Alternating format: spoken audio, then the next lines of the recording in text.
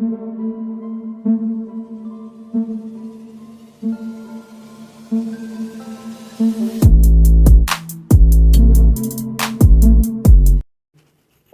दोस्तों, scary story official में आप सबका स्वागत है। आज की कहानी की तरफ बढ़ने से पहले चैनल को सब्सक्राइब कर लीजिए और अगर कहानी अच्छी लगती है तो प्लीज़ लाइक कमेंट करना मत भूलिएगा। कहानी बहुत ही ज़्यादा डरावनी होने वाली है तो ध्यान से सुनिएगा। और सबसे बड़ी बात कि बाहर से जो आवाज़ें आ रही हैं उसे अवॉइड करिएगा, क्योंकि शादी का सीज़न है तो लेट नाइट भी आवाज़ें आती रहती हैं।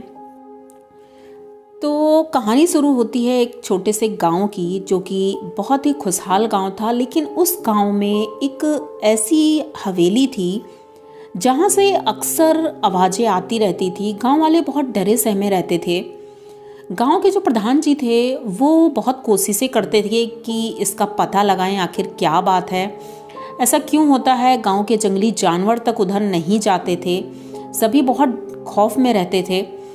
एक दिन प्रधान जी का जो बेटा था वो शहर से गांव आया था। उसका नाम आर्यन था और वो बहुत ही ज़्यादा सुलझा हुआ इंसान था। वो कभी भी इन सब चीज़ों से डरता नहीं था। भूत प्रेत आत्माएं ये सारी चीज़ें उसे बिल्कुल नहीं डराती थी और बहुत निर्भीक था वो। उसने जब सुना कि गांव वालों ने बताया कि गांव के बाहर एक हवेली है, वो बहुत ही ज़्यादा डरावनी है, भूतिया हवेली है, उसके आसपास भी कोई नहीं जाता है, तो आर्यन के मन में आया कि लोग इतने सालों से परेशान है पर कोई जाने की हिम्मत क्यों नहीं करता है कि एक बार वहां जाकर वहां पता तो करें आखिर ऐसा है क्या वहां पर। गांव वालों ने मना किया। जब आर्यन ने जाने की बात की तो उन्होंने कहा कि वहां मत जाना, वहां कोई तो है, कुछ पता नहीं है कौन है, लेकिन वहां से किसी के बात करने की, चिल्लाने की, कभी कभी रोने की आवाज़ें आती हैं। और लोगों का यहाँ तक कि ये भी कहना है कि जो भी आज तक उस हवेली के अंदर गया है वो जिंदा वापस नहीं आया है। अब पता नहीं वहाँ कौन है, क्या है, कुछ समझ में नहीं आता है। तो आर्यन कहता ठीक है, अच्छा मैं नहीं जाऊँगा। लेकिन एक रात जब घर के सभी लोग सो गए तो आर्यन घर से चुपचाप निकलता है। हाथों में उसने औजार ले लिए थे, एक पिस्टल ली थी और तलवार ली थी। उस समय, ये बात बहुत पुरानी है, उस वक्त मोबाइल फ़ोन वगैरह नहीं होते थे, तो उसने एक हाथ में एक मसाल ले ली थी, क्योंकि मसाल जला करके ही वो जा सकता था अंदर अंधेरे में। तो उसने मसाल ले ली, माचिस ले ली, सब कुछ अपने ज़रूरत का सामान ले करके वहाँ से चल देता है। और गांव वालों को पता भी नहीं चलता है। रात का लगभग वही 11:30 बज रहा था। ये गांव क्रॉस करके जब जंगल की तरफ बढ़ा था तो अकेला था एकदम। पत्तों की सरसराहट बहुत साफ सुनाई दे रही थी, लेकिन आर्यन को बिल्कुल भी डर नहीं लग रहा था। वो आराम से चला जा रहा था। अब हवेली इसे दूर से दिखने लगी थी, क्योंकि बहुत बड़ी हवेली थी और बहुत डरावनी दिख रही थी।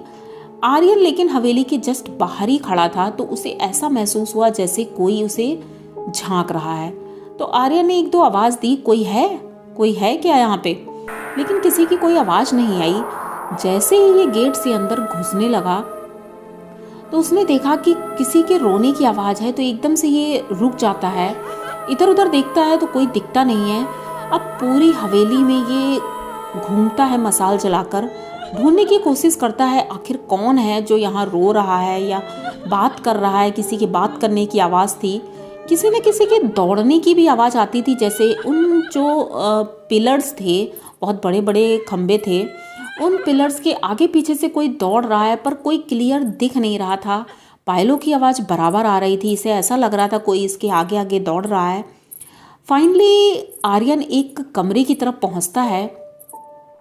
जब कमरे के पास पहुंचता है तो अंदर से बहुत तेज रोशनी आ रही थी, जैसे कोई लाइट जल रही हो। तो इसने धीरे से वो दरवाज़ा जैसे ही खोला, एकदम से हवा का झोंका आया और इसकी मसाल बुझ गई। अब थोड़ा सा आर्यन घबरा गया था, आखिर ये क्या है। और बहुत तेज़ी से किसी के हंसने की आवाज़ आई। इसने इधर उधर देखा और मसाल दोबारा जलाने की कोशिश की, लेकिन वो जली ही नहीं। अब ये कमरे के अंदर जाता है। कमरे के अंदर भरपूर रोशनी थी। इसने इधर उधर देखा पर वहाँ कोई नहीं था। एक कोने में एक औरत थी जो बैठी थी। पहले तो वो दिखाई नहीं दी, लेकिन वो एकदम कोने में छुपी हुई बैठी थी। तो आर्यन ने उसको देख करके भी अनदेखा किया और पूरे कमरे को देख करके जब वो जाने लगा तो वो रोने की आवाज़ फिर से आने लगी। तो ये वापस लौटा, उस औरत की तरफ इसने देखा और पूछा कि तुम कौन हो और यहाँ क्या कर रही हो। तो वो उठकर खड़ी हुई और बोली कि मैं इस हवेली में कैद हूँ और अभी से नहीं, सालों से कैद हूँ। मैं यहाँ से बाहर नहीं जा सकती हूँ क्योंकि मैं यहाँ कैद की गई थी और ये बात बहुत पुरानी है। जो यहाँ के राजा थे वो मुझे बंदी बनाकर दूसरे देश से लेकर आए थे और यहाँ तभी से मैं कैद हूँ और बाहर नहीं निकल पाई। मेरी मौत हो गई इसी कमरे में, लेकिन फिर भी मैं इस कमरे से बाहर नहीं जा सकती हूँ। तो आर्यन कहता है तुम बाहर क्यों नहीं जा सकती हो? तुम्हें अगर तुम्हारी मौत हुई थी तो तुम्हारा सब कुछ किया गया होगा, क्रियाकर्म वगैरह, तो तुम तो मुक्त हो जाना चाहिए था तुम्हें। तो कहती नहीं, मुझे अभी मुक्ति नहीं मिली है और जब तक मुझे मुक्ति नहीं मिलेगी तब तक मैं यहाँ कैद रहूँगी और मेरी जान यहाँ तड़पती रहेगी। और इसी वजह से बाहर जो लोग आते हैं उन्हें मेरी ही रोने की आवाज़ आती है और मैं परेशान रहती हूँ। तो आर्यन कहता है तो फिर तुम लोगों को मारती क्यों हूँ? तो वो कहती मैं मारती नहीं हूँ किसी को। जो यहाँ आते हैं वो शायद मुझे देख करके या यहाँ की एक्टिविटीज़ देख करके डर जाते हैं और डर की वजह से वो मर जाते हैं, जबकि मैंने आज तक किसी को नहीं मारा है। तो आर्यन कहता है तो फिर मुझे करना क्या होगा? तो उसने बताया मुक्ति के लिए कि व्यंजन और जो सामान उसने बताया ये सब तुम कर दो और उसके बाद मुझे मुक्ति मिल जाएगी।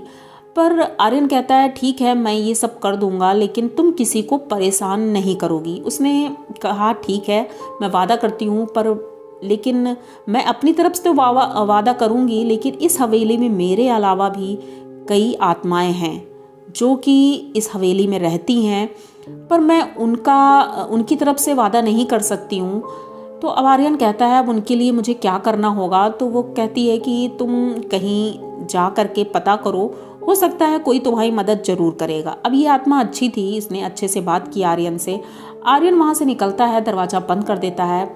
जैसे ही वहाँ से बाहर निकलने वाला था तो उसने देखा कि उस हवेली में ऊपर छत के पास इतनी सारी आत्माएं घूम रही हैं। ये तुरंत नीचे देखता है, डरता बिल्कुल भी नहीं है। जब वहाँ से निकलने वाला था तो दरवाज़ा अचानक से बंद हो जाता है। अब ये परेशान होता है मैं बाहर कैसे निकलूँगा, क्योंकि दरवाज़ा नहीं खुल रहा था, एकदम जाम हो गया था, जबकि उसका कुंडा नहीं लगा था।